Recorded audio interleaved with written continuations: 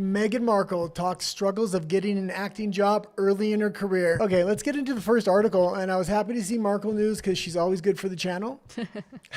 So Meghan Markle says she struggled to find mixed race acting roles before Suits, leading to chapter of self-doubt. Okay, and we're going to get into this article in just a moment, but she just loves to virtue signal and race bait at every chance she gets. Mm-hmm. So I think because she was mixed race, she actually qualified for more roles. She can pull off the role of an African American or black person, as well as she's very fair-skinned, so she can pull off the roles for white people as well. Or you could even pull off Latina. And Latina. Like, she qualifies for every role. The fact that she's saying she struggled is a little bit insane to me. But that being said, in the comments, if you could tell me if you like or don't like Meghan Markle. I do a lot of videos on her because every time I do one, it gets huge clicks. So far, it seems like most of the people are hate watching her. That's just the impression I got over the last few months. But if you are a fan of Meghan Markle, please let me know. I think she gets a lot of impressions because I think she's playing around with the algorithm, or has paid to rank higher or to anything talking about her to go to the top. That's just my theory. Yeah, I think she maybe had the idea that the same idea Trump has. Any news is good news because it keeps you in the media cycle. And maybe she's paying bot farms for these clicks. I don't know, but her clicks compared to every other video we do is just off the charts. And we started with just trying one, and now we just do weekly updates on Meghan Markle because that's what either people want to see or the bots want to see. But also, I'm not quite sure. She's interesting to talk about because she exemplifies so well what wokeness in Hollywood and trying to self-victimize yourself, or like people when they try to play the victim. But with her, it's just ridiculous because she was in the British royal family and still tried to make herself into a victim. Well, especially for a channel like this. This particular show is pop culture, but our night show is politics. So we do politics and pop culture. She fits into both categories for us very well because she's, well, part of the royal family, or kind of part of the royal family. She has Harry. She has this woke spectrum around her. She's also in pop culture with Hollywood and everything like that. So it's kind of easy to report on her every time an article comes up. But let's get right into this article. Okay, so Meghan Markle has revealed she struggled to find, that's not much of a reveal, but she struggled to find work before her Suits breakthrough because of lack of mixed race roles. In an interview for Emma Greed, still don't know how to say her last name, Aspire podcast, Markle explained how she learned to overcome rejection during the formative years of her acting career. She described this as a chapter of self-doubt. I was an auditioning actress, and this was well before Suits, and you have to think, at that time, there were certainly not a lot of mixed race parts, Markle said.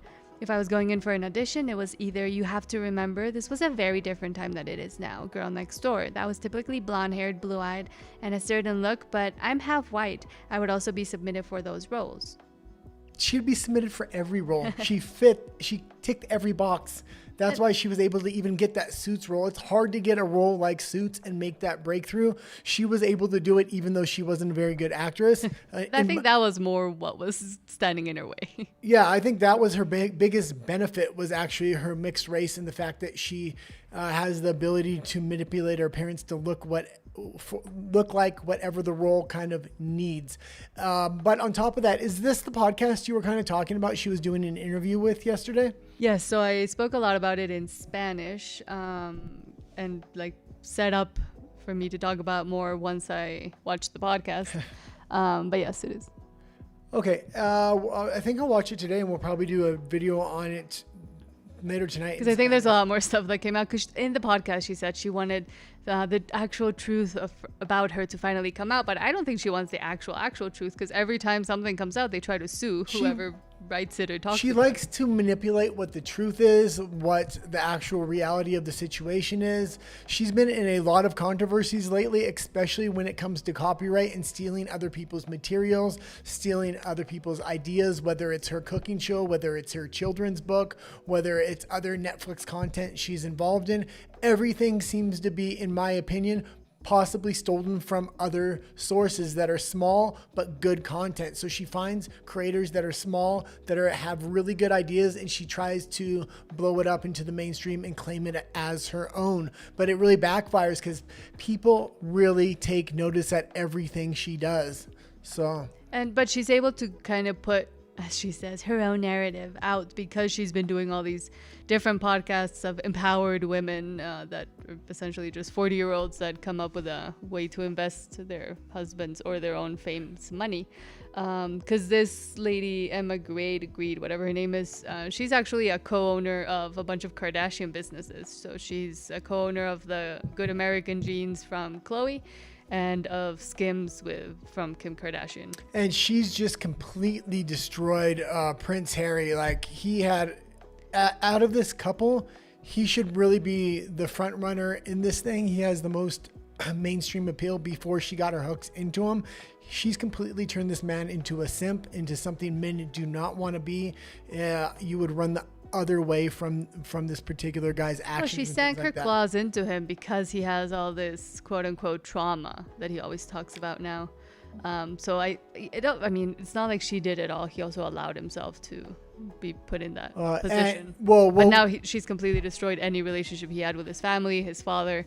I mean, yeah, he might be King Charles, but he's also still diagnosed with a pretty heavy disease. Who knows how long he'll be there? And then when William comes in, William's I'm guessing, I don't know, but William, seeing what he did, especially during the time when his grandfather and then his grandmother were essentially on their end beds, any family member would have issues with that, in my opinion.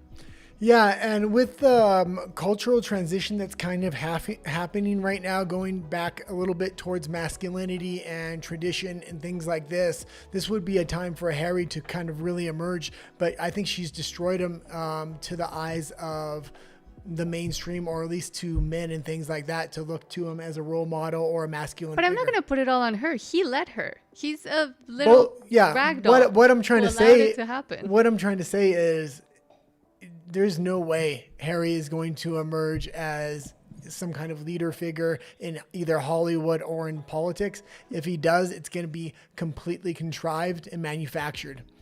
Yeah, he can't. And again, in the comments, if you can, tell me if you do like Meghan Markle, you don't like Meghan Markle. We've reported so much on her, kind of from a view of dislike, because I don't really like her in a lot of sense, and I don't think Nat does either. But I'm thinking about doing a more in-depth, multiple part history of not only her early life, her acting career, and things like this, because people seem to be interested in her. But let me know if you like her, dislike her in the comments. Well, she also keeps asking for people to tell the truth about her. That's what she said in the previews of this podcast, that all she wanted now is for people to tell the truth about her. That's what she would have done differently. So let's see if the actual truth comes out, because there's a lot of rumors out there. So if the truth comes out, is she going to be so happy with that? And I was never huge into the royals, but I was always aware of who Prince William and Prince Harry were. If I had to pick one when they were younger, I would have said, oh, yeah, Prince Harry's going to turn out much better than William. But well, he was all rowdy when he was young. Yeah, but it seems like they were really defined by their wives. And Prince William's wife is just the epitome of traditionalism, and she has a lot of respect. She comes off a lot like Diana, I think. And I think Markle's the one that keeps trying to be like Diana. Markle wants to. And that's where the victim. Well, 1 second. Markle wants to be Prince Harry's mother, and that's what she's trying to manufacture. Well, that's where the victim narrative also comes in, with her trying to compare herself. They've even said that's why they needed all that security paid for by the British people, that they were being hunted down by paparazzi. They keep trying to make this equivalence because Harry, of course, was looking for a mother figure, and then she was looking for a way in and to be a victim, and the best way to be a victim is to be a royal victim, which is technically how Diana has been seen for a long time. Well, maybe that's why she's paying bot for him. She can say, oh, the media loves to hate on me. It's hurting my mental health and things like that. I don't know, but that's the article today for Meghan Markle. But also, when she was coming up and acting, I mean, yes, she was a suitcase girl as well on, I don't even know what that show is called. Suits? No, the suitcase, where she opened the suitcases. It's a reality. But I will admit, I did like her. I did like her in Suits, but I thought a lot of actresses could have done that role. But before the Prince Harry relationship and she was just in Suits, I didn't know anything about her personal life. She was okay in that series, but everything since then has been a disaster. No, Deal or No Deal. Oh, Deal or No Deal. Oh yeah, she was in Deal or No Deal. That's what I meant with Suitcase Girl. But I mean, even when she was doing that, there were a lot of people of a lot of different colors already working on there. And this was kind of like the J-Lo era also. When she was coming up, J-Lo was still doing a lot of rom-coms, a lot of stuff with when J-Lo was very popular, Jennifer Lopez. They look exactly the same. They look so a lot. don't tell me that she had no opportunities, because J-Lo was, breaking it in Hollywood. Yeah, I was just thinking that when you said J-Lo, I said, oh, she does look a lot like J-Lo. I never put the two and two together. So it wasn't her mixed raceness. It was her not being able to act. Yeah. And we will be back next week with more Markle news. I'm sure we're going to watch the podcast and bring it to you direct.